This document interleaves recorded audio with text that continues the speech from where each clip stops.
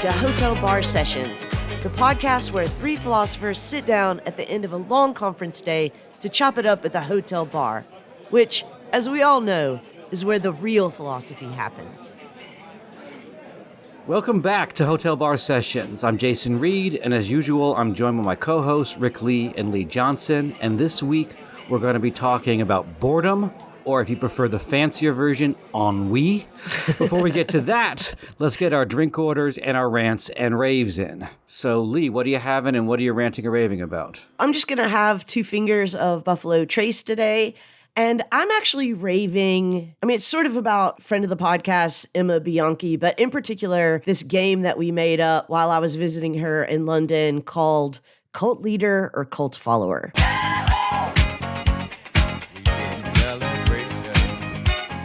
So I've been talking about how shocked I was that there are so many documentaries about cults, and a lot of them are new cults, invented in the last few years. Maybe it's not that hard to start a cult, maybe this is something we should consider. And then somehow this evolved into just categorizing everybody that we knew as either someone who would be a cult leader or someone who would be a cult follower. So this is a fun game. I'm giving it away for free. Please practice it with your friends.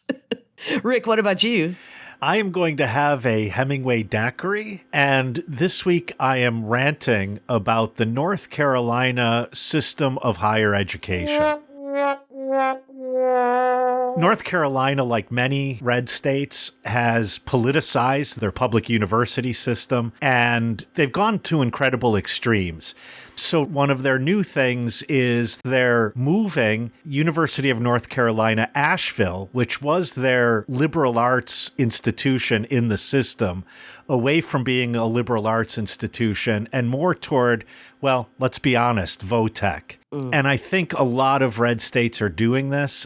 It's really short-sighted, and we need to start paying more and more attention to this. Yeah. Jason, what about you? I'm going to have a Allagash White, my go-to beer from the great state of Maine, and I am going to rave about one of my favorite films, Marathon Man.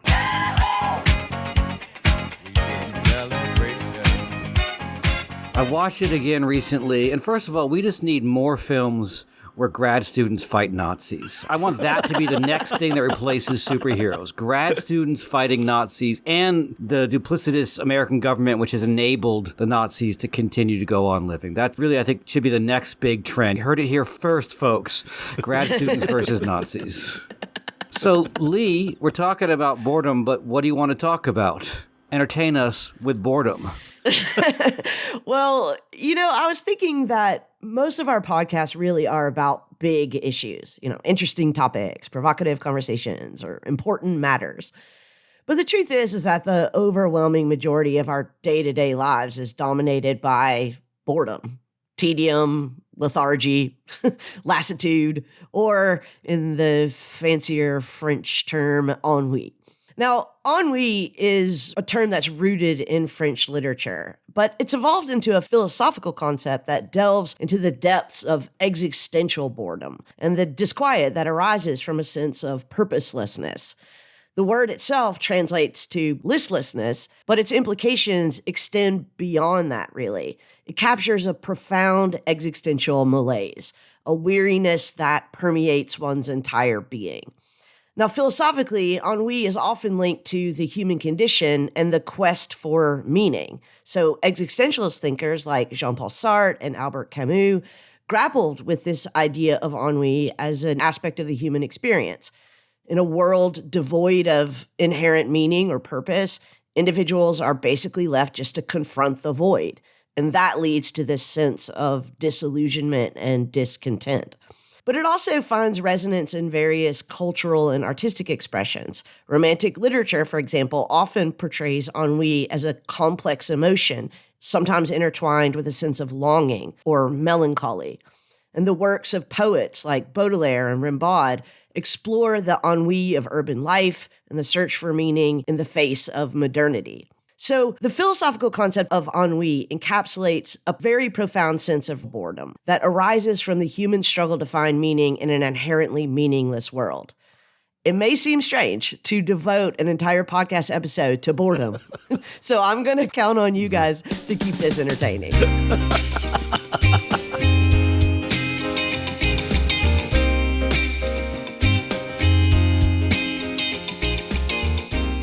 I guess the first question I want to ask you guys is, when was the last time you were bored?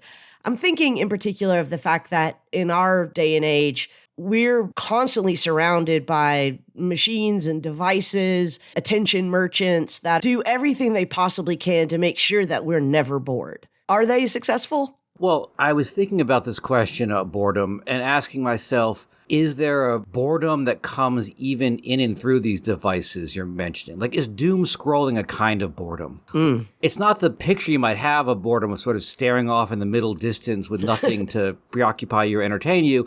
But to me, it almost seems more boring than that because you're searching desperately for something that might pique your attention.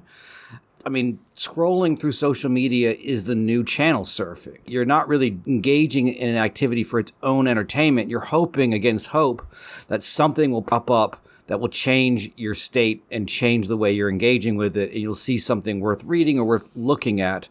It's not an antidote to boredom. It's a technologically mediated form of boredom. I wonder if it's necessary to pull apart two aspects to boredom. And I'm thinking about this, Jason, because you used the word boring. I think when we say that something is boring, what we mean is that it's not interesting or exciting. But when I say that I am bored, I could mean that I'm not interested in anything. But I also think, at least historically, boredom was also the experience of time going so slowly that it seems as if 5 minutes is an hour and so on. I've had this experience, for example, in faculty meetings where I'm sitting there and I swear to God, a half hour has gone by, but it's really only been 10 minutes. So I think boredom is both not being interested in something and also time slowing down. In that sense, then, I find a lot of the machines that I might use to distract myself boring. I find myself often doom scrolling the news, and I'm like, this is so stupid, and I'm not even reading it. Stories are flying by me. And so I think if they're trying to alleviate boredom, then they're bad at it. And if they're trying to be interesting, some of them are also bad at it. I want to go back to Jason's first description of boredom, sort of staring off into the middle distance, right? That to me does seem like boredom. And I'm becoming convinced as you guys are talking that maybe doom scrolling is a kind of boredom too. But when I think of being bored, I think of something like sitting in the waiting room at the DMV. That's a kind of boredom that motivates despair, right? This what is the point of everything? Why am I here? Why am I doing this? And I'm not sure that that's really about whether my attention is being occupied or not. Well, I mean, imagine you're sitting in the waiting room at the DMV and you're with a very close friend. They're telling you a story that is very compelling, and then all of a sudden it's your turn. And you're like, wow, that took no time at all. I think you wouldn't say you were bored there. And so what's the difference? Isn't it that your attention was captured? I don't know. I think the difference is the difference between a boredom of nothing is capturing my attention and a boredom that is depressing. Yeah. A boredom that has more philosophical heft to it, existential heft to it. Mm-hmm. Yeah, that reminds me of a song by the Fugs. I think it's simply called Nothing. And the song just goes like this. Sunday, nothing. Monday, nothing. Tuesday and Wednesday, nothing. You get the point. Yes. And I think that's an expression of a kind of boredom. But I do take your point about the despair that I don't always feel even when I would say I'm bored. I don't know how to quite put my finger on what that despair is. I think it's that because I am uninterested in anything and there's nothing interesting, I feel like I'm hovering over an abyss suddenly. Yeah. Like an abyss of nothingness. Right, because one of the things that happens when our attention is captured is that we're given meaning. Like, we don't have to look for it. We don't have to wonder what it is. We don't have to say to ourselves, what's the point of it all? The point is right there in the TikTok, right?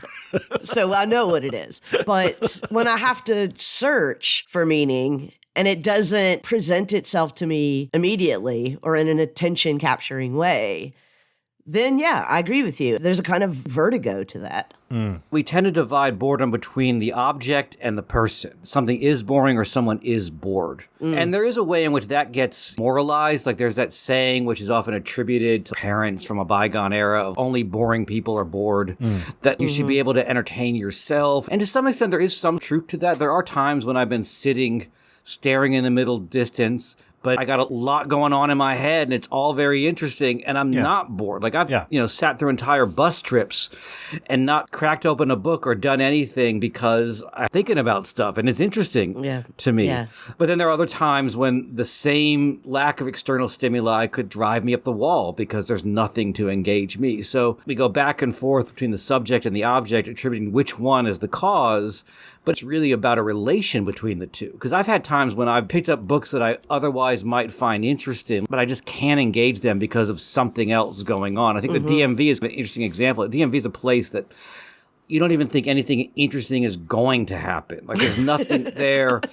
And it keeps you impatient, so it keeps you aware enough of the passage of time. You can't crack open that book you brought, but you can't engage yourself with what's happening or distract yourself from what's happening. You're stuck in a presence that doesn't do anything for you. Yeah, it's remarkable to me that Kafka never wrote a novel called The Waiting Room because it seems very, in that sense, Kafkaesque.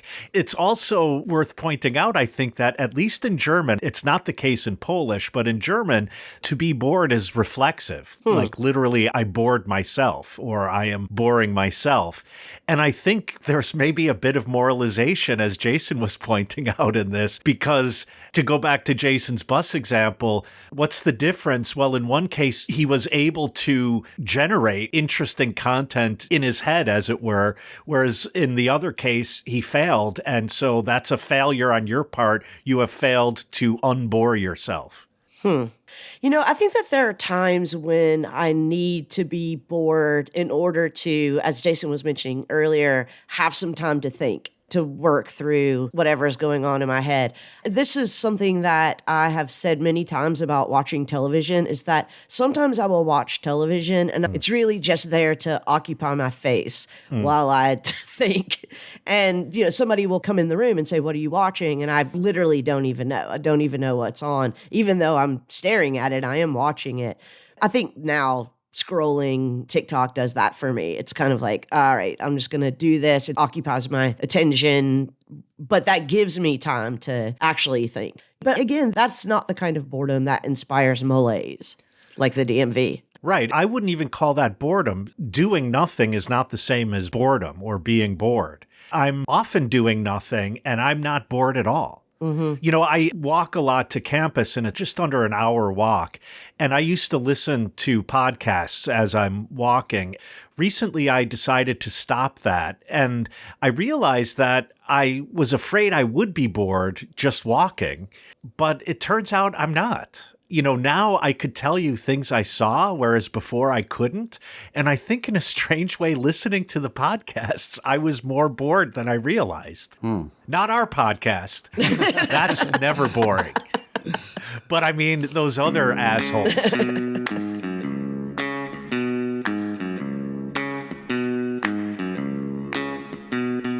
Did you know that Hotel Bar Podcast is more than just a podcast? We are a fully online cross-brand synergy platform of content creation. Actually, that's not true. Those words are meaningless. But you can follow us on the app formerly known as Twitter at Hotel Bar Podcast. There you can find the handles of all the co-hosts as well. You can follow us all or pick your favorite.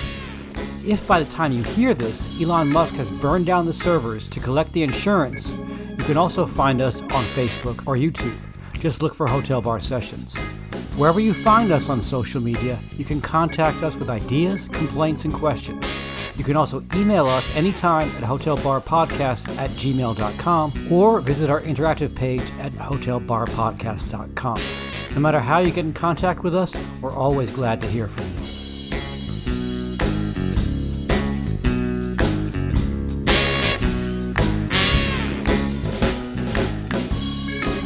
Rick, I want to pick up on something that you said in the last segment. It surprised you that Kafka never wrote anything entitled The Waiting Room. You know, Voltaire in The Prodigal Son said, all genres are permitted except for the boring genre. And I do think this is one of the really interesting things about boredom. It's very hard to represent it. Maybe it's because boredom is so idiosyncratic, right? Like what's boring to me might not be boring to you, but also the experience of it, once you start talking about it, once you try to dramatize it, it's not boring. Right. And also, you're stuck with the idea that if you really did a great job, like the novel that perfectly described boredom, wouldn't it be on some level unreadable? Right. Who would want to read it? Right. So there's a real tension there. Although I do think it can be done. I was just teaching John Lancaster's novel, The Wall, which is this dystopian post-ecological collapse novel. And the first part of it is all about life on this wall, which is a wall set up to keep ecological refugees out of this unnamed country. And a lot is done in trying to describe and convey, and it does a very good job, I think, of this time on the wall. But in order to do so, it plays with different devices. It writes poems about it. It shifts and repeats certain phrases and tries to depict boredom, but in a way that, as you said, is kind of interesting. It's interesting. Yeah. Right. Yeah. And so it kind of fails itself at the exact moment it succeeds. I also think in Camus' The Stranger, maybe even the entire novel is a depiction of boredom. Things happen. Yeah, now that's weird. What mostly happens is the description of boredom, which is, as we're pointing out, interesting. But what about, for example, Andy Warhol's, 15-hour film or something that it's just the Empire State Building? Right. That seems to me like a depiction of boredom that is also boring. Right. But the minute you thematize that it's a film about boredom, it's no longer boring. Right? I think that what we're saying about trying to represent or incorporate boredom in film or literature or whatever is also true of philosophy. It's actually surprising to me, given how common this experience is in human life, that we don't have more theorization of boredom. But again, the minute you start talking about it as a concept, it's not boredom. It's interesting.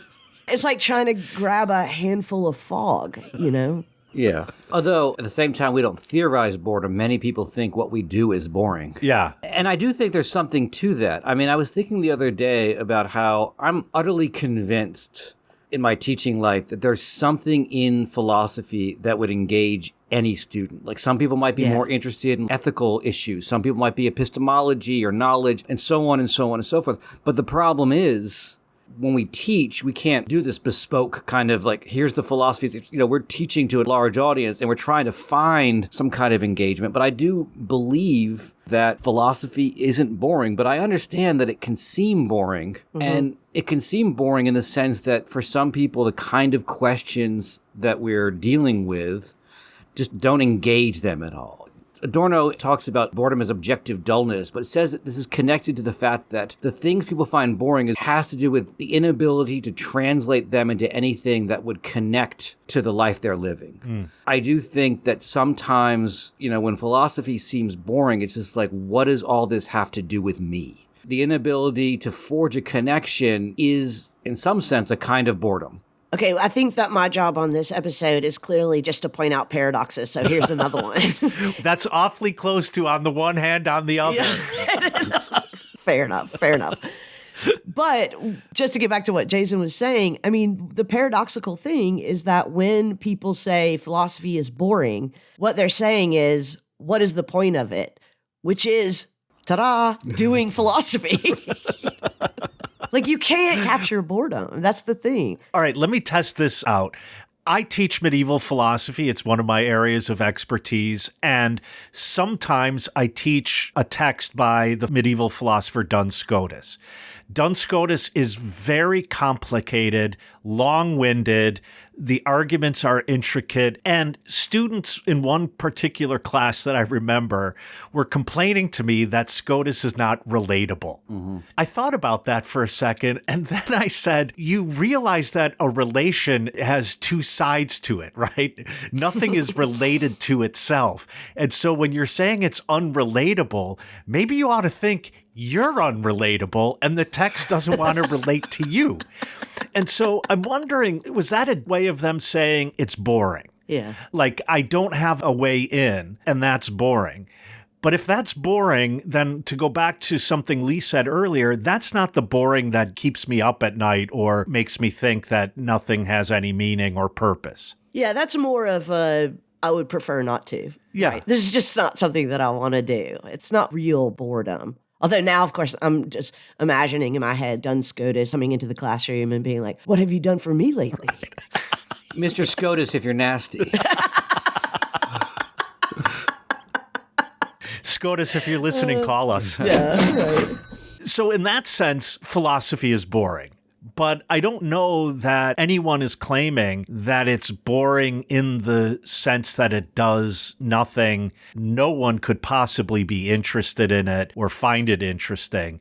Mm-hmm. And to go back to what I said to students, that's a relation. When I say that's boring, I'm talking about a relation. It's boring always for me, and someone else might find it interesting. I mean, that's an interesting point because now I think we're edging closer to the existential malaise part of boredom. Because if I can't engage something, that is, I think, going to motivate me to, confront the fact that maybe there's just meaninglessness out there. Like, I can't even engage this. Yeah. So if I can't engage this, okay, that might be one thing. But if nothing is engaging, then I think all of a sudden I'm way into the meaninglessness of all things. Right. Because if I ask the question, what's the point, and nothing arises as an answer, that's the malaise. Right. Although it seems to me that in the boredom around philosophy, and Duns Scotus is a good example of this, the two things you often hear are, one, that there are just all these fine-tuned distinctions that don't seem to make a difference. Right. Or it's all the same. It's all just God, blah. I do think that it's interesting that part of boredom is either failing to see any differences or seeing differences that don't make a difference. Right. And I think that this is true, not just of philosophy, but when people are not engaged by a particular genre of film or genre of music, usually their response is that it all sounds the same to them. They don't see the difference between name whatever, they don't see the difference between John Ford and Anthony Mann's Westerns, or the difference between the blues played by Howlin' Wolf or Lightning Hopkins. They just all sounds the same. And I do think there's something about that description, like maybe it does sound the same to them. You have to train yourself to be able to see the differences in things to make those differences matter. Colleen, my wife, she's a surfer, and she sometimes watches competitive surfing. And I try to watch it with her, but I realize after a while, I just don't see what she sees. Because I don't do it. I don't see the differences of footwork, timing, etc. that she sees. So it's almost like I might as well just be watching the waves crash. Right. To me, it reminds me of Spinoza's point. What a surprise, that you have to experience a lot of different things to be able to even understand things. You can't just see one version of something to understand it. When you engage in any kind of activity, the first thing that happens is you begin to see differences that other people don't see. And those differences seem meaningful, because I think on the other side of this is the proliferation of pointless differences. They're just making all these distinctions, but why do they matter? And I think a particular kind of engagement of interest is both seeing the differences and recognizing why the differences make a difference. So would you say then that it's always the case that if I'm bored by something, to some degree, I don't understand it? I liked your example of surfing and sports in general. You'll hear people say, I can't watch golf. Right. It's boring. Right. Or tennis or soccer. Baseball. But if you understand baseball, right? If you understand those games, they're not boring. And part of the reason that a lot of times people are bored watching the game is because they don't see all of these, as you said, differences that make a difference. There's a Simpsons episode where they cut from the American commentator on a soccer game to the Latin American commentator, and it's the same thing is happening.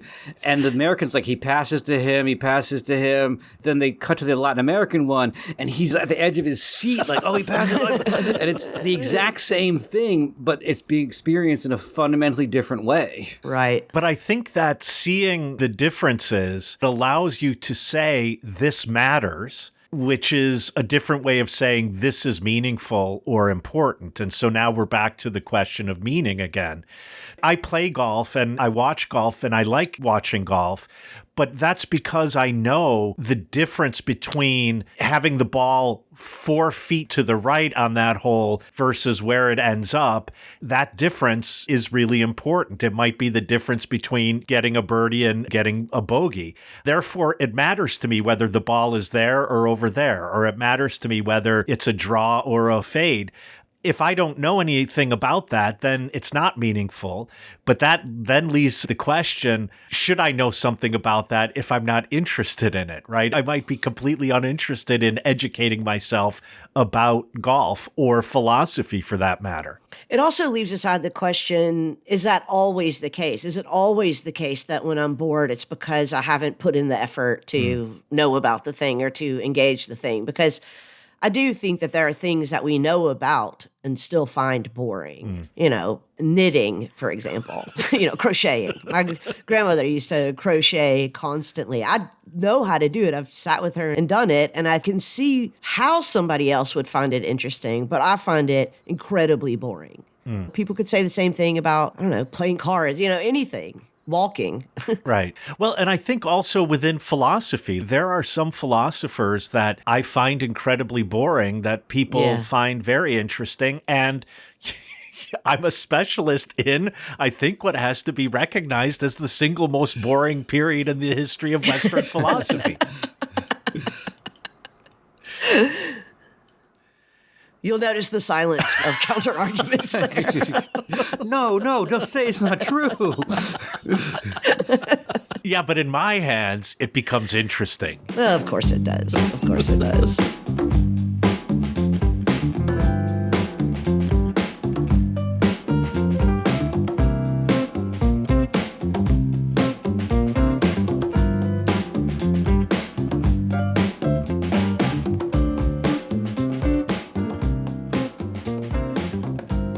Do you think that it's possible to be happily bored? Is boredom always dissatisfying? See, this is the moment where students find philosophy uninteresting because they get to a point where they say, those are just words. But I mean, we're trained to be specific, and I don't think I would use the word boredom, to go back to something I said earlier, in the case where I'm simply doing nothing. Yeah. In those cases where I'm simply doing nothing, Jason being on the bus and occupying his mind with deep thoughts, I'm happy in that situation, but I would never say I was bored. So I would say I don't think you can be happily bored. Okay, yeah. Because that was the question I was asking. I'm asking about the affect of boredom. Is there ever an instance in which you recognize that you are bored and you are not at the same time dissatisfied? Well, your knitting example kind of made me think about that. There are activities that people do that don't fully engage them, but that's part of the enjoyment. Like where your hands are occupied, but you've done it enough that you don't need to focus on everything you're doing. But I guess I think of those activities as a baseline for another kind of activity. Like a lot of games, card games or tabletop games, some of them exist to fully engage people, and some of them exist because otherwise you'd just be sitting around the table with a bunch of other people. And somehow to have something minimally going on makes the conversation flow much more easily than just, hey, you want to come over to my house and we'll sit around a table and stare at each other until someone says something interesting. Right. That seems like a really weird thing to say, but if you invite people over to play a game or play cards or like a knitting circle, somehow the fact that you're doing one thing that doesn't fully engage you gives you room to engage in a different way. Right. Sounds like you're agreeing with us, though, that there is no happy boredom. There's happy routine, but not happy boredom. Yeah.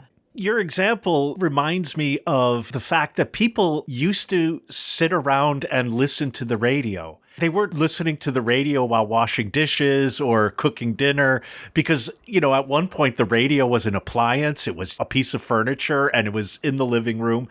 And Saturday night, you'd sit there and listen to the I don't know, Punch and Judy show or whatever. And for me today to think that I'm just going to sit and listen to the radio, whether it's music or speaking, I can't even imagine it. That is the most boring thing I could ever imagine. Even talking about the idea makes me feel like I'm suspended over an abyss. That's interesting, because I 100% could imagine doing that. I mean, not staring at a radio, but I can imagine sitting in my backyard or anywhere and putting my headphones in and just listening to the news or podcasts and not doing anything else. Yeah. Although it's funny that I guess you're basically doing the same thing if I go to a concert, right? I'm just sitting there listening to music. But, Adorno makes this point in this essay called On the Fetish Character of Music and the Regression of Hearing, that context makes all the difference. One of his arguments is that music has become something else because now it's become background for the other things we're doing. And so we haven't become bored, but now it's boring because all music should just be background. I do think the concert is different than just listening to music. I mean, it's theater too. And that's right. As I've said many times before, the greatest thing about live theater is that something can always go wrong. And whether you're looking for that to happen or not, that is at least something exciting about live performances. One time I was at a classical music concert. One of our friends was in the orchestra playing violin. The concert hadn't started, and the members of the orchestra came out and they were tuning up and warming up. One of the percussionists came out and had a row of triangles in front of herself. And Monique said, don't you think that person is just waiting for their triangle moment? And wouldn't you know it, in one piece they played, there was like a fucking triangle solo. That person was playing for 5 minutes, 3 different triangles. But that's just the example of how it's theater, right? Yeah. Now suddenly the person's doing something, you get to see how they're playing and how they hold their instrument and so on. And that's different than just sitting there in my living room listening to music. Yeah, and I mean, that probably makes you want to understand the triangle more. Yeah. Why would somebody choose? How do people choose that life? Sorry, I'm going back a little bit to, I think the point that Jason brought up, that there is this connection between boredom and not understanding something. And I'm now thinking that in addition to the DMV, another scenario in which I could think that I would feel overwhelming boredom is if I was sitting in a room where everyone's having a conversation, but it's in a language I don't understand. Maybe for a few minutes, you could just kind of watch the interactions and think about people's different personalities or guess what they might be talking about. But at some point, I think, if somebody said you have to do this for a month, that would be insufferable. And I've been twice in my life in situations like that. Once when I taught for 8 weeks in China, and another time when I first moved to Poland. I eventually learned Polish, and let me just tell you, Lee, everyone's talking about the same thing all around the world. And it's all fucking boring. Yeah, I mean, I don't know if I don't find it boring, but I've never understood the weird American opposition to people speaking in languages they don't understand. I love it because it just immediately goes into the background. I don't have to half listen to their conversation. What I don't love is when it's a language that I've spent some time studying, and then I'm like, oh, caught a word. Yeah. Oh, I should understand more of this, but I don't, and I get frustrated. If it's a language that I've never engaged with, like Korean, that I'm just like, oh, it's in the background, and I don't hear what these people have to say. And then it becomes like music. But notice, that would only be boring if nothing else were capturing your attention. If you're at the DMV in Seoul, then I think that is the height of all possible boredom. And some real confusion. I mean, the title of that scene is What is the Point?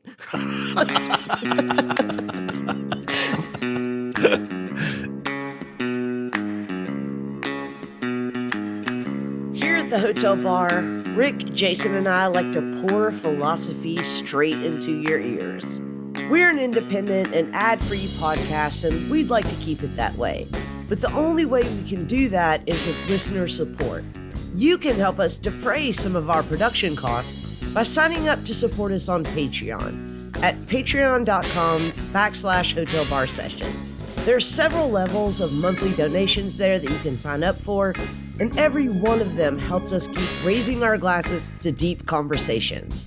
If you'd prefer to make a one-time donation or several one-time donations, just visit our website at hotelbarpodcast.com, where you can find links to support the podcast through Venmo, PayPal, or Cash App, and you can keep enjoying our tipsy philosophy and sobering insights.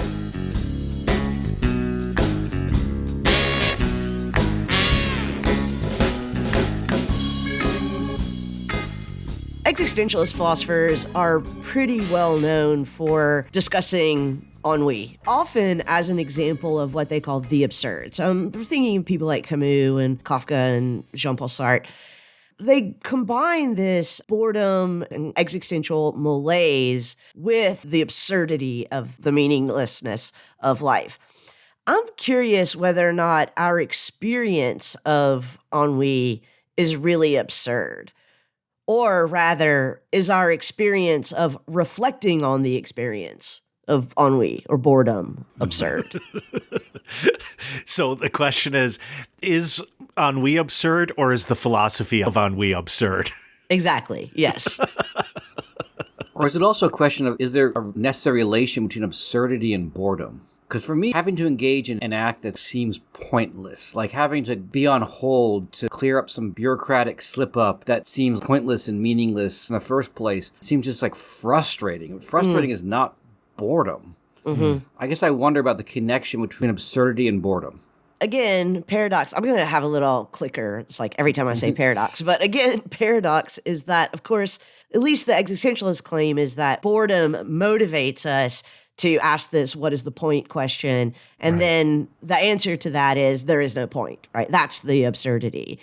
But the moment we ask that question, it seems to me the experience is no longer of boredom. Now you're reflecting on the experience of boredom, and that's absurd. So just let me try to tease this out a little bit, Lee. Right. What you just said is I have an experience of boredom, and I don't recognize that what I'm experiencing is the meaninglessness of things. And then when I reflect on it, then I realize that my boredom was based on the meaninglessness of things. Close. I think what I'm saying is that boredom motivates us to ask whether or not anything has any meaning. And if what occurs to us is no, everything is meaningless, that seems absurd to us. I mean, let's just pick the classic example, Sisyphus. Sisyphus is rolling the rock up the hill. Every time he gets to the top, it rolls back down. Rolls the rock up the hill again, it rolls back down.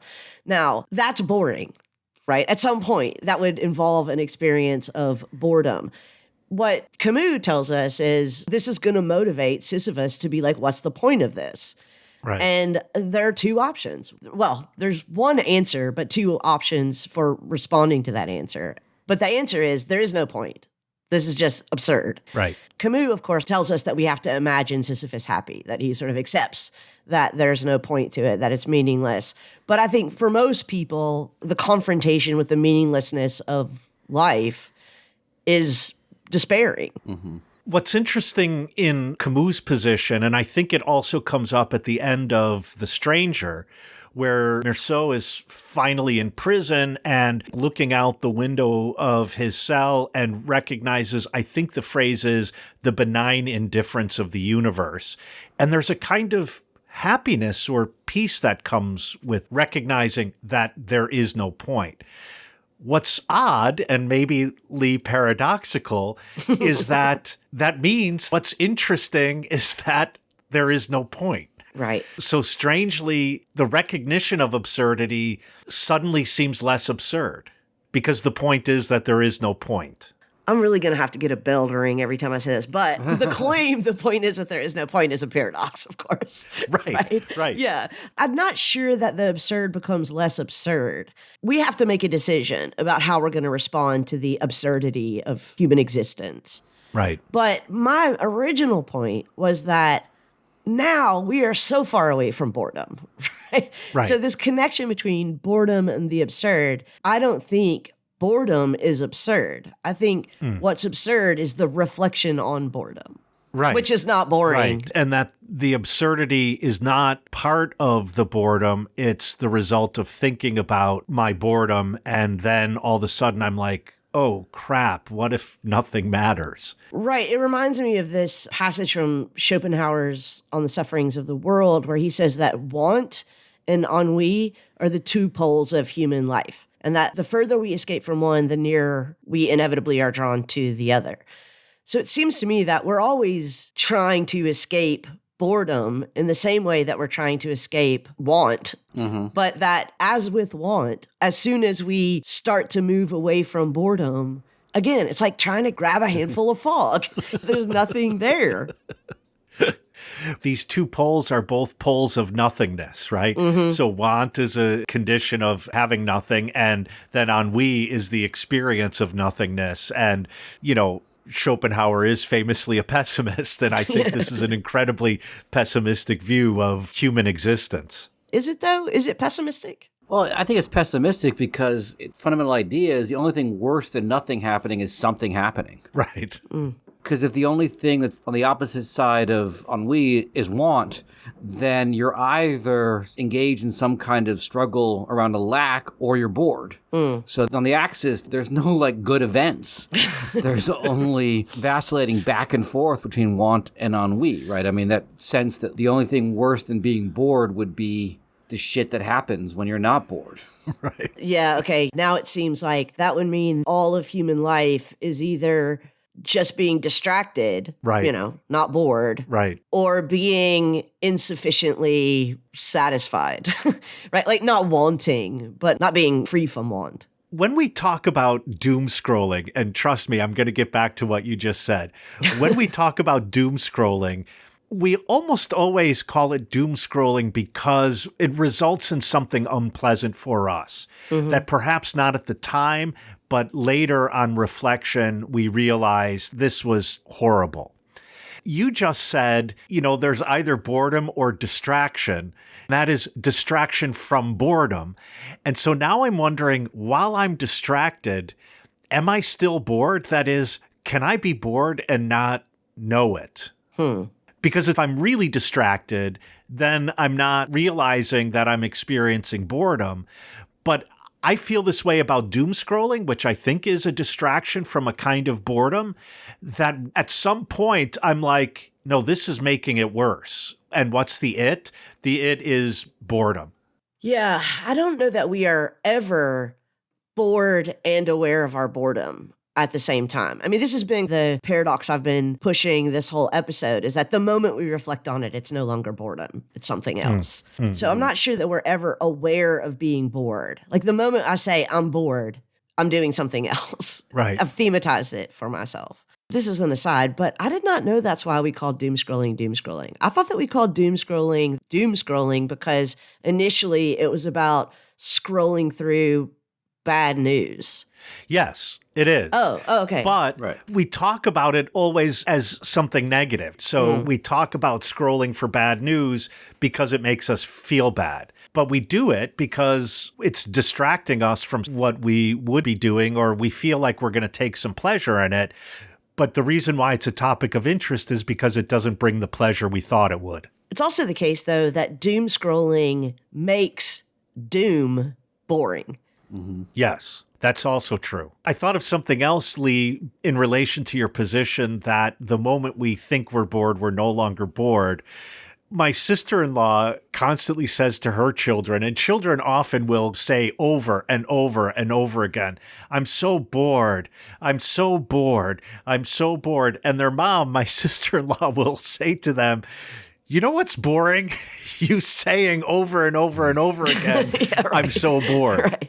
Yeah. And somehow then that becomes a game between the kid and the mom, and then the boredom is broken, at least momentarily. Yeah. I think there are times you can be bored and not quite aware of it.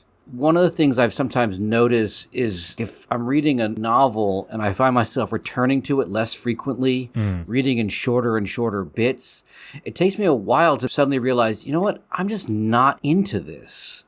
And then when I have that thought, it's like, okay, I should just read something else. But there's always that slow realization that I'm just not engaged by this. Same thing, sometimes watching a movie, I'll find my thoughts going someplace else. And then I'll think, wait, if I'm thinking about everything else but this movie, maybe I'm bored by this movie and maybe it's time to just turn it off.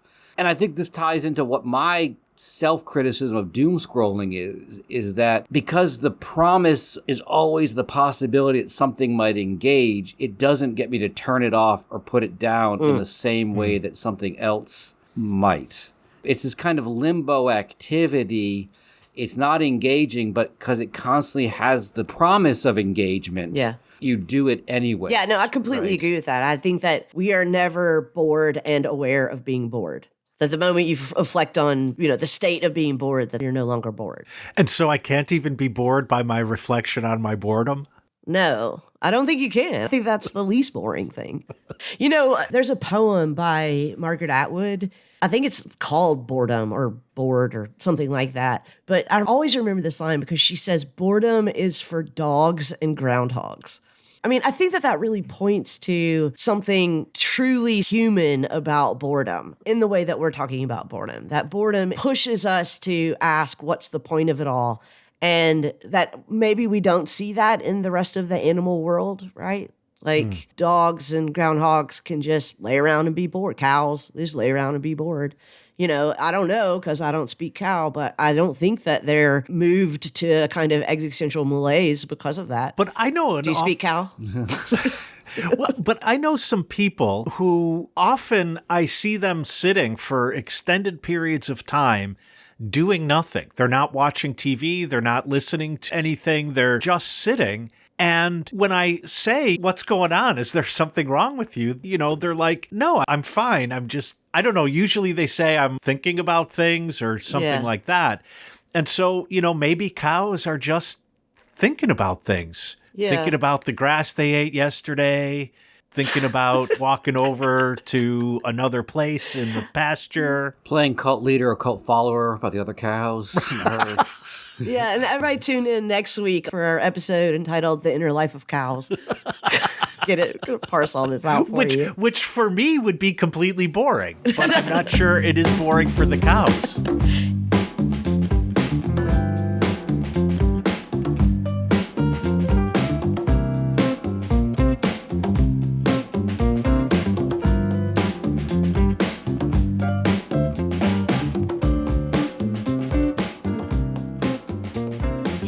One thing that you often hear from incarcerated people is how boring it is to be incarcerated.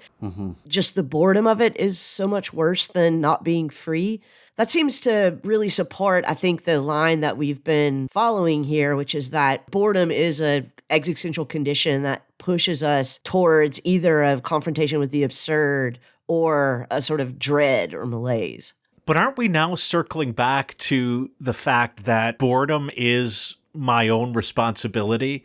That is, if I am bored, it's because of me. Because I could occupy myself with something, and if I don't, then it's because I don't do something that I'm bored. But isn't that basically just the definition of responsibility? Is like, to make things meaningful? Yeah. You can't imagine a morally responsible agent that is not invested in responding, right? Yeah.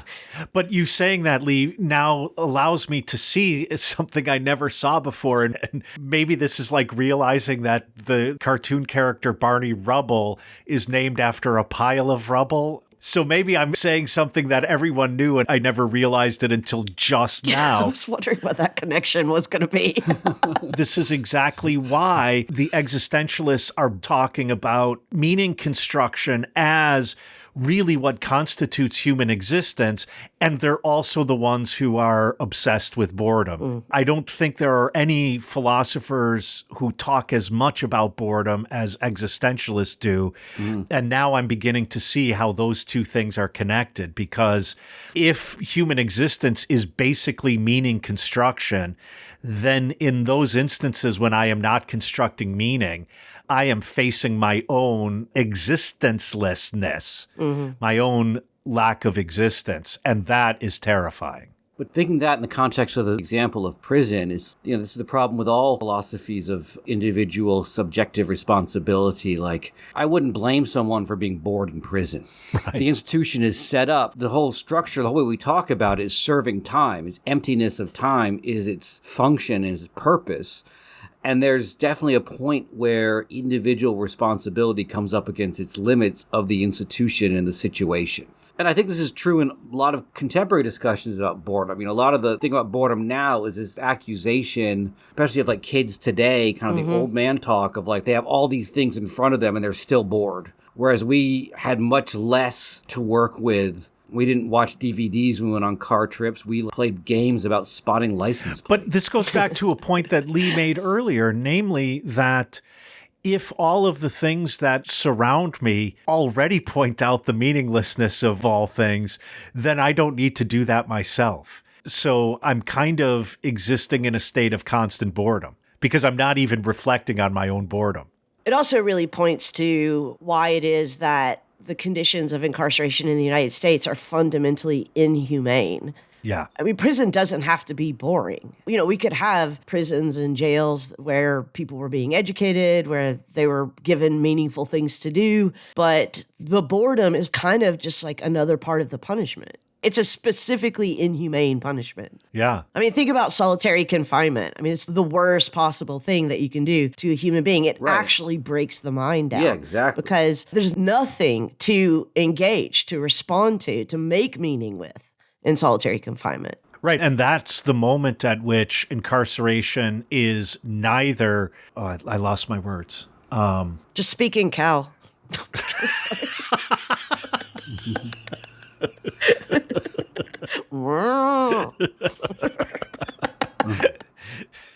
Sorry, go ahead. Incarceration is neither for the purpose of rehabilitation, but also no longer for the purpose of retribution because the punishment far outstrips the crime. Yeah, no crueler punishment than boredom. Yeah. Which sounds flippant if you had not already listened to this amazingly interesting conversation that we have been having. But do you know who's not interested by this conversation? The bartender. Poor guy. He's like, why are they trying to speak in cow? I'm back to speaking cow. No, he's not interested. He's definitely given his last call. So we do have to roll out of here. But guys, I do appreciate you indulging me on this topic. I knew when I suggested that we do an episode on boredom that we were taking a risk, but I think, this one paid off. You must imagine me happy. I think the risk is real. I think this is why people are reluctant to do real scholarship on boredom, because no one wants to be boring. Yeah. So no one really wants to think about boredom that much. And, of course, then there are the paradoxes that have been enumerated over the course of this episode that if you got interested in boredom, would it even be boredom anymore? I once had a seminar as an undergraduate in the philosophy of boredom that actually turned into an exercise in itself. And I think that's the danger you're pointing out, Jason. And he did 6 to 18 months in that. All right, guys, I'll catch you next time. Bye. Take care.